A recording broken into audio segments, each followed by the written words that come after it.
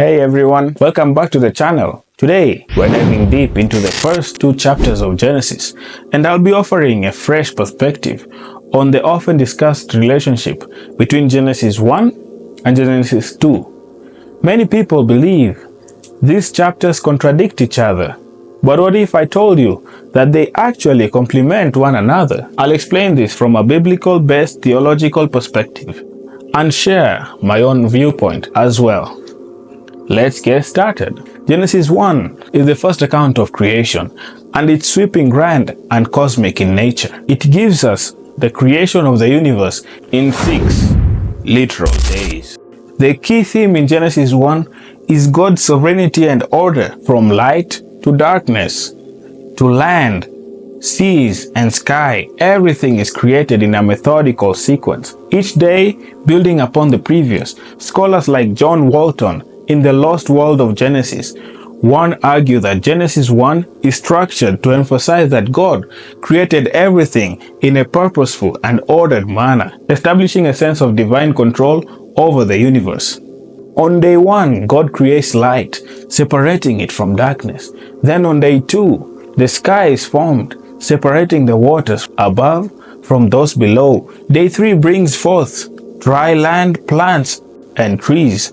God continues this pattern, creating sun, moon, and stars on day 4, birds and fish on day 5, and land animals and humanity on day 6. Everything that God creates is declared good, and at the end on day 6 he says it is very good. Genesis chapter 1 verse 26 to 27 is significant because it marks the creation of humanity. God says, "Let us make man in our image, after our likeness." This declaration is foundational because it shows that humanity is made in God's image, distinguishing us from the rest of creation.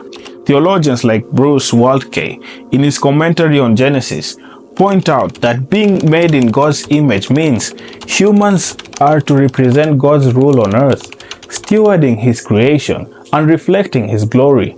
This idea of having dominion over the earth is one of the key responsibilities given to humanity in Genesis chapter 1.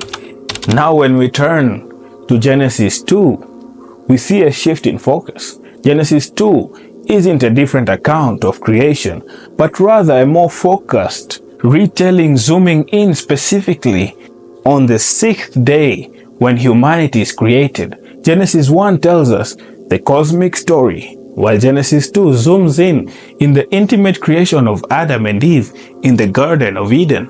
In Genesis chapter 2 verse 7, we see how God forms Adam from the dust of the ground and breathes life into him, making him a living soul. This is a personal and intimate act of creation. Genesis chapter 2 verse 8 tells us that God plants a garden in Eden, a special place where Adam is placed to live, work, and tend the land. This garden is theological and symbolic. Theologians like Victor Hamilton in the Handbook of the Pentateuch suggest that the garden represents an ideal world, a place of fellowship with God. Genesis chapter 2 also introduces the creation of Eve. God sees that Adam is alone, and he says, "It is not good for man to be alone. I will make a helper suitable for him." In verses 21 to 22, God causes Adam to fall into a deep sleep, takes one of his ribs, and forms Eve.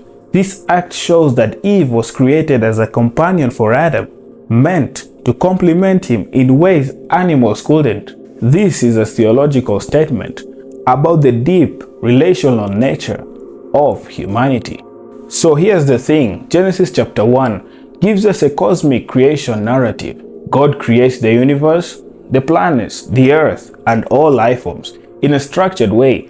But Genesis chapter 2 is more focused. It zooms in on the creation of humanity, particularly in their intimate relationship with God and each other. Genesis chapter 2 is all about Adam and Eve in the Garden of Eden, where they are placed to live in harmony with God, tend the garden, and enjoy His presence. In Genesis chapter 2 verse 15 to 17, God places Adam in the garden with specific instructions to work it and keep it, and to avoid eating from the tree of the knowledge of good and evil. This passage shows that humanity's relationship with God is one of obedience and trust, which will be tested later in the narrative. So what do these chapters teach us? Genesis chapter 1 emphasizes the sovereignty of God over all creation. God creates everything with purpose, and humanity is given a special role to steward the earth. Genesis chapter 2, however, focuses on human relationships with God, with each other, and with creation. It highlights the intimacy of our creation and our role as caretakers of God's world. John Walton argues that Genesis chapter 1 emphasizes God's role as a ruler, establishing order and making creation a temple for his presence. Genesis chapter 2 then offers a more personal and relational view of humanity, emphasizing the need for companions and the importance of human responsibility with God's created world. So to wrap it up, Genesis chapter 1 and 2 are not contradictory, but complementary accounts that give us a fuller picture of creation. In Genesis chapter 1 shows the grand scope of creation, while Genesis chapter 2 zooms in on the specific creation of humanity. Both accounts are equally important, revealing God's order, intention, and relational nature. I hope this video helped clarify how these two chapters work together to tell a unified story. If you found this video insightful, please like, share, and subscribe for more Bible-based content. I'd love to hear your thoughts on this, so feel free to comment below with your perspective. Thanks for watching, and I'll see you in the next video.